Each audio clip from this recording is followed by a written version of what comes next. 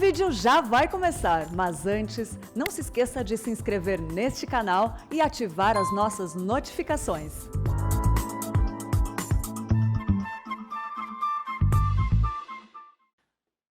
Irmãos, é duro a gente pregar tendo o pastor sentado aqui, né? Mas o príncipe dos pregadores, né? Mas hoje é um dia especial, hoje é o dia do aniversário da igreja. E eu dividi com o pastor Hernandes. Eu vou pregar no culto das 16 e ele vai pregar no culto das 19 horas. E eu quero falar com vocês nesta manhã sobre o privilégio de fazer parte da igreja de Deus. Privilégio, a honra de fazer parte da igreja de Deus.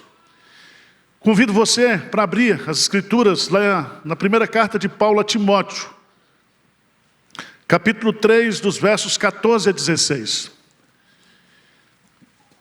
Todos nós conhecemos que essa carta que Paulo escreveu a Timóteo, a sua primeira carta, quando ele era pastor na cidade de Éfeso. E a preocupação de Paulo ao escrever essa carta pastoral, é para que ele cuidasse bem da igreja de Deus. E ele vai dizer, no versículo 14 em diante: escrevo-te essas coisas, esperando ir ver-te em breve, para que, se eu tardar, fique ciente de como se deve proceder na casa de Deus, que é a igreja do Deus vivo, coluna e baluarte da verdade. Evidentemente, grande é o mistério da piedade. Aquele que foi manifestado na carne, foi justificado em espírito, contemplado por anjos, pregado entre os gentios, crido no mundo, recebido na glória. Meus prezados irmãos, você que nos assiste, o maior privilégio que alguém pode desfrutar nesta vida é participar da família de Deus. E esse privilégio começa aqui e se perpetua por toda a eternidade. A igreja é a família de Deus, é a casa de Deus. Por isso, ser membro da família de Deus é uma grande honra, é um grande privilégio. Rick Warren, ele escreve, ele que foi plantador de uma igreja na Califórnia, que tem um ministério abençoadíssimo, ele escreve, abre aspas: ser membro da família de Deus não é irrelevante, nem algo a ser negligenciado. A igreja é o plano de Deus para o mundo. A pessoa que diz, não preciso de igreja, é soberba e ignorante. A igreja é tão importante que Jesus morreu na cruz por ela. Cristo amou a igreja e deu a sua vida por ela. Davi já expressa esse sentimento no Salmo, quando ele diz: alegrei-me quando me disseram, vamos à casa do Senhor. E ele diz claramente lá, que por causa do amor que ele sente por Deus, pelos seus irmãos, ele vai amar essa igreja, ele vai orar pela paz dessa igreja, ele vai buscar o bem dessa igreja.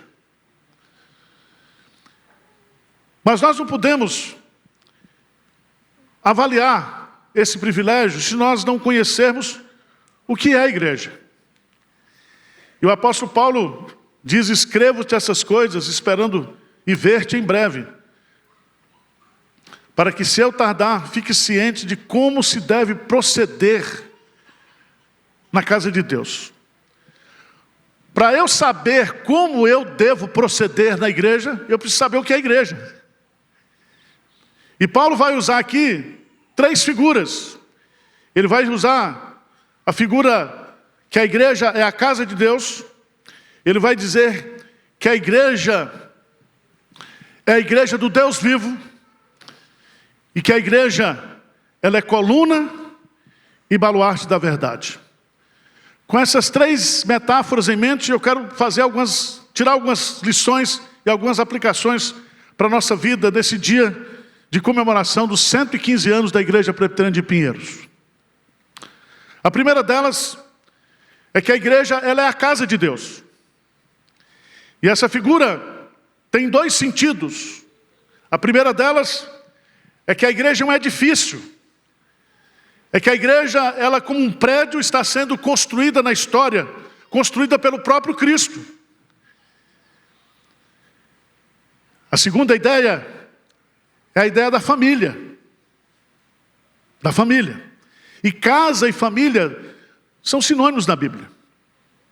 E é tão interessante porque às vezes a gente fala do conceito da família no Império Romano e a gente tem uma visão muitas vezes negativa. Mas do contexto em que Paulo escreve essa carta, ele revela que a casa e a família, ela tinha um alto conceito no contexto. William Barclay, comentando esse texto, ele diz: a igreja não é um ajuntamento de conhecidos, não é uma reunião de amigos, ela é a família de Deus. E a concepção de igreja como uma família enfatiza principalmente as pessoas e os relacionamentos. Veja, por favor, aí, em 1 Timóteo capítulo 5, vá um pouquinho na frente aí, e veja qual é o conselho que Paulo dá a Timóteo. Ele diz assim, 1 Timóteo 5, 1 e 2, ele diz: não repreendas ao homem idoso, antes exorta como pai, aos moços como a irmãos, as mulheres idosas como a mães, as moças como irmãs, com toda a pureza. Então veja que na cabeça de Paulo, o conceito que ele tem de casa e de família é aplicado à igreja. João Calvino dizia que a igreja é a família das famílias. E é muito interessante, porque na sociedade greco-romana, a família era muito importante. E desde a família mais simples até a família de César. Efésios capítulo 2, versículo 19 diz assim: assim já não sois estrangeiros e peregrinos, mas concidadãos dos santos e sois da família de Deus. Paulo vai chamar os crentes também de domésticos da fé. Em Gálatas 6, capítulo 10, ele diz: por isso, enquanto tivermos oportunidade, fazemos o bem a todos, mas principalmente aos da família da fé. Um comentarista diz, abre aspas, a importância da família era tal, no contexto greco-romano, que os eticistas seculares consideravam que a estabilidade da cidade-estado dependia da administração da casa. Até o imperador romano era identificado pela sua casa. Os santos da casa de César, diz Paulo em Filipenses 4, versículo 22. E Paulo então, ele está aqui enfatizando nesse contexto a força que essa figura tem de igreja como casa de Deus, como família de Deus. E essa figura, ela tem muito a nos ensinar. Porque a figura da família indica uma série de necessidades que só podem ser atendidas no ambiente familiar. Família significa identidade. Família significa aceitação. Família significa refúgio, proteção, aceitação, carinho, afetividade. Quando a família falha, as consequências são destrutivas. Quando a igreja falha, as consequências são destrutivas. Por isso, eu e você, nós temos que olhar para a igreja de Pinheiros como uma família, como uma casa. Somos irmãos, somos filhos do mesmo Pai. Temos as mesmas responsabilidades uns com os outros.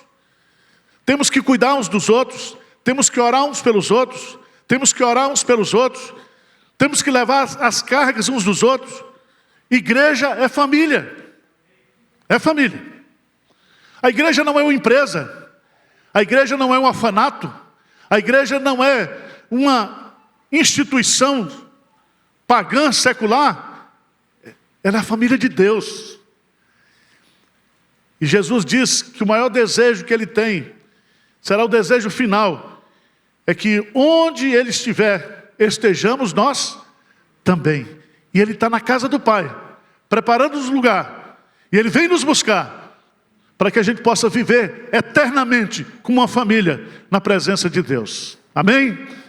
Então a igreja é a casa de Deus, é a família de Deus.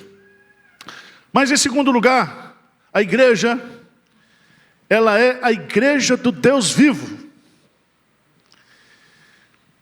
A palavra igreja, eclesia, significa assembleia reunida por pessoas que foram chamadas. A preposição ek, para fora, e o verbo kalel, significa chamados para fora. Nós somos tirados de dentro do mundo para fora do mundo, para vivermos uma vida santa, uma vida separada, para termos um cuidado específico de Deus. O Espírito que habita na igreja não habita no mundo. A providência especial de Deus que age dentro da igreja, não age no mundo. A igreja é a menina dos olhos de Deus. A igreja é a propriedade exclusiva de Deus. E é tão interessante essa ideia. Paulo diz que igreja é povo.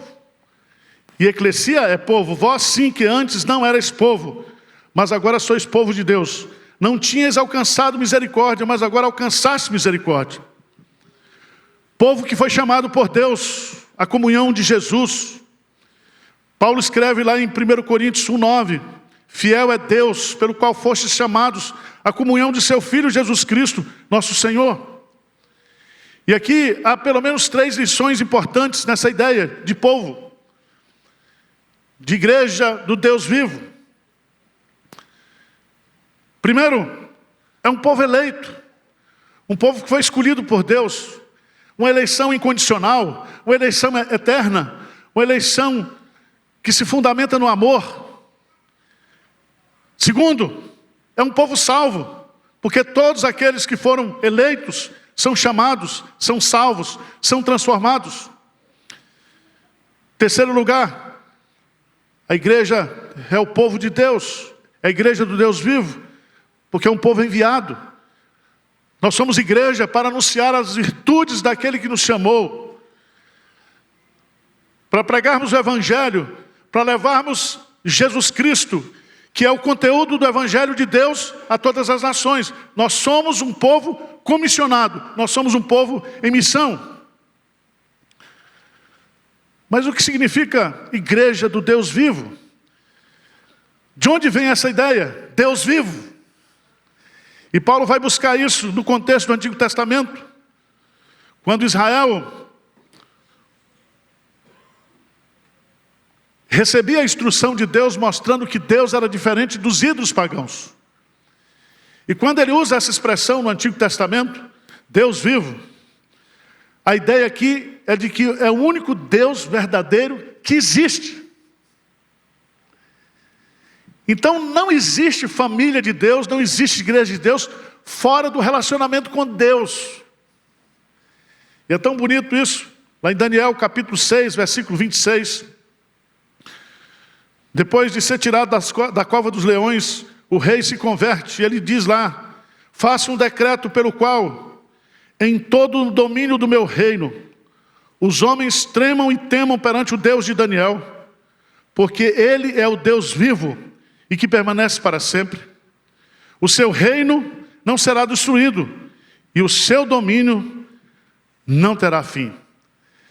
Irmãos, a igreja do Deus vivo é a única que existe.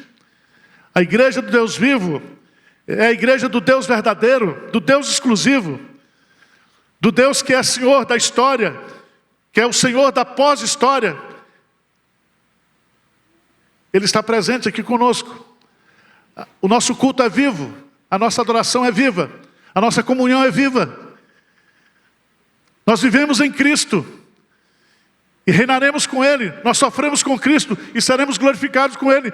Não há como romper essa relação da igreja de Deus, do povo de Deus, da casa de Deus, com esse Deus vivo. Esse Deus vivo, Ele caminha dentro da igreja, Ele tem a igreja em suas mãos, Ele defende essa igreja, Ele consola essa igreja, Ele dirige essa igreja, Ele disciplina essa igreja, Ele acaricia essa igreja. Essa igreja é de Deus, do Deus vivo e verdadeiro.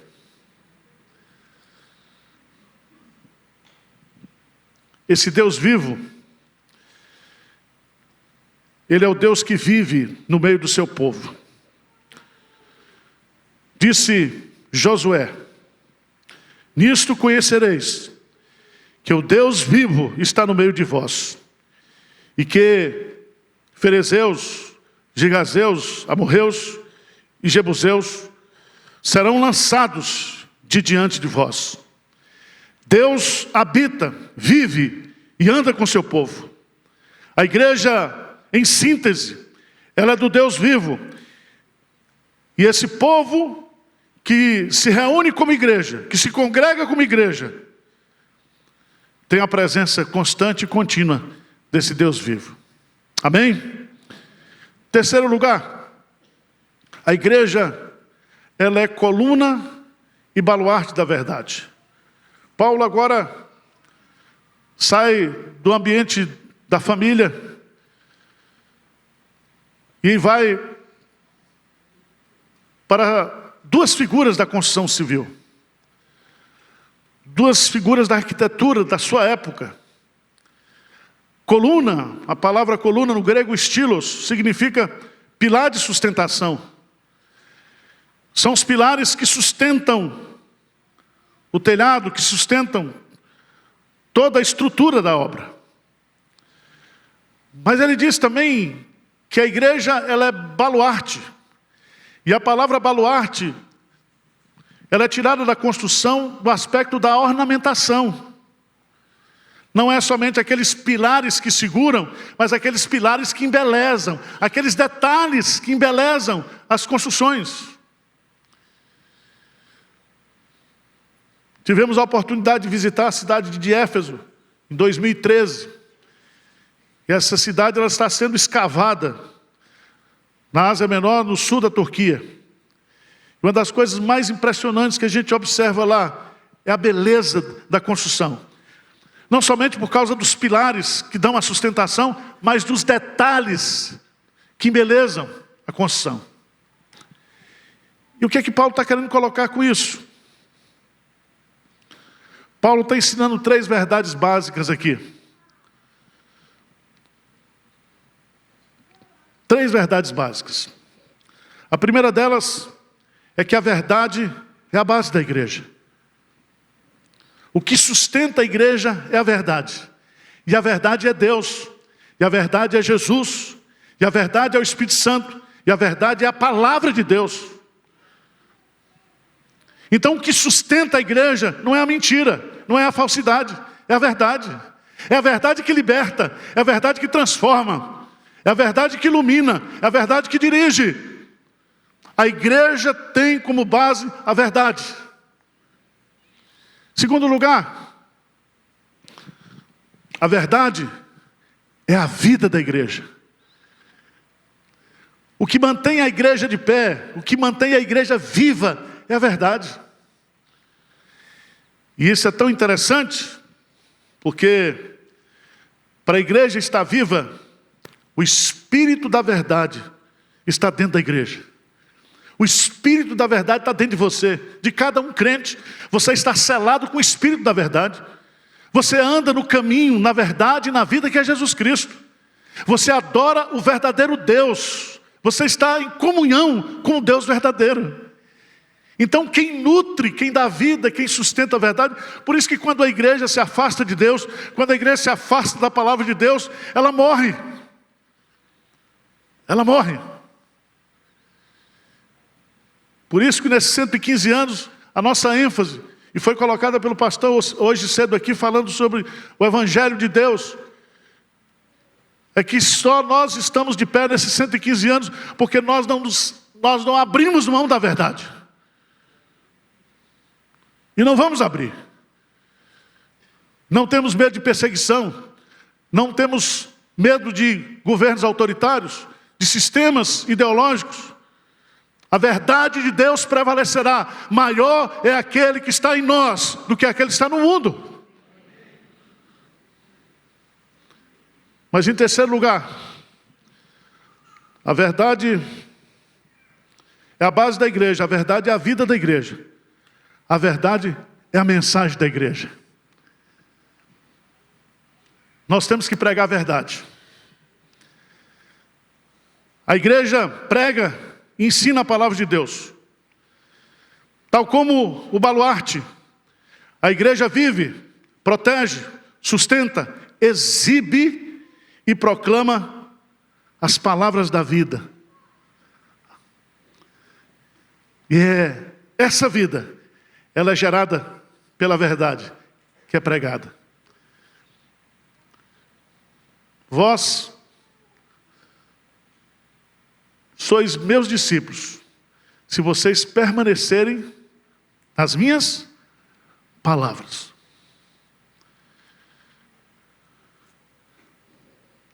Mas qual é a verdade principal que essa igreja deve estar fundamentada, baseada, que é a sua vida e que é a sua mensagem? E aí no versículo 16 você vai entender porque Paulo vai colocar um cântico espiritual da época. Esse cântico vai falar sobre Jesus Cristo. Ele diz assim: evidentemente, grande é o mistério da piedade. Parece que não tem nexo que Paulo está colocando aqui. Mas o que Paulo está colocando aqui é que essa coluna e baluarte da verdade é Jesus Cristo. É Jesus, é Jesus, é Jesus. Não há possibilidade de você ser igreja sem Jesus. E aqui, nesse cântico é muito interessante, porque a doutrina da pessoa e obra do Senhor Jesus Cristo são exibidas aqui. E ele vai colocar aqui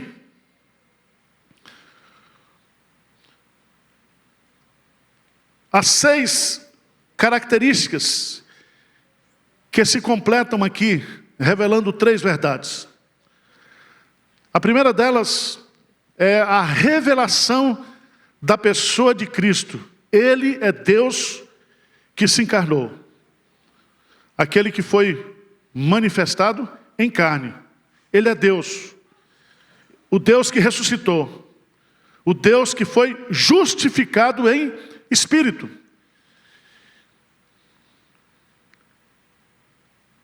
Segunda coisa que ele destaca aqui é o testemunho de Cristo.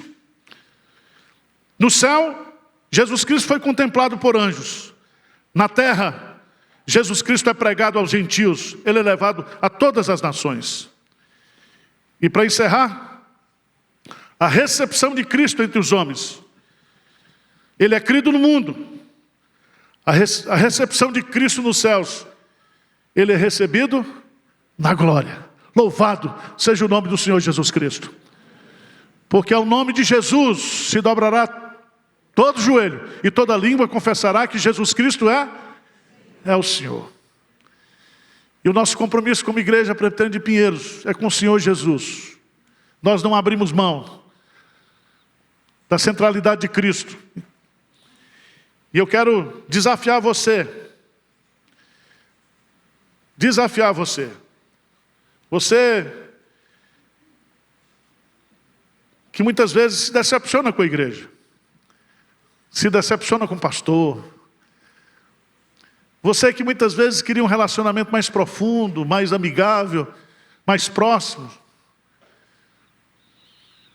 Você que muitas vezes já passou até por ser machucado na igreja. E a sua tendência é se isolar, é perder o sabor, perder a alegria, perder o encantamento pela igreja. Mas eu quero dizer em nome de Jesus nesta manhã, não faça isso. Não faça isso. Venha à igreja por causa de Deus. Venha à igreja porque você precisa vir para a igreja. Venha para a igreja porque seu irmão precisa de você. Venha à igreja porque você precisa ser instruído para cumprir a sua missão no mundo. Ame a sua igreja. Cristo amou a sua igreja. E eu, como integrante dessa igreja, tenho que amar essa igreja. E tenho que trabalhar para o crescimento e para o bem dessa igreja. Amém?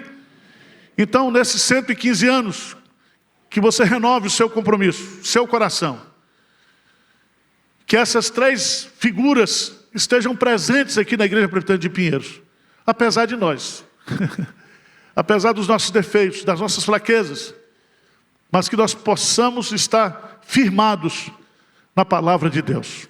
Amém?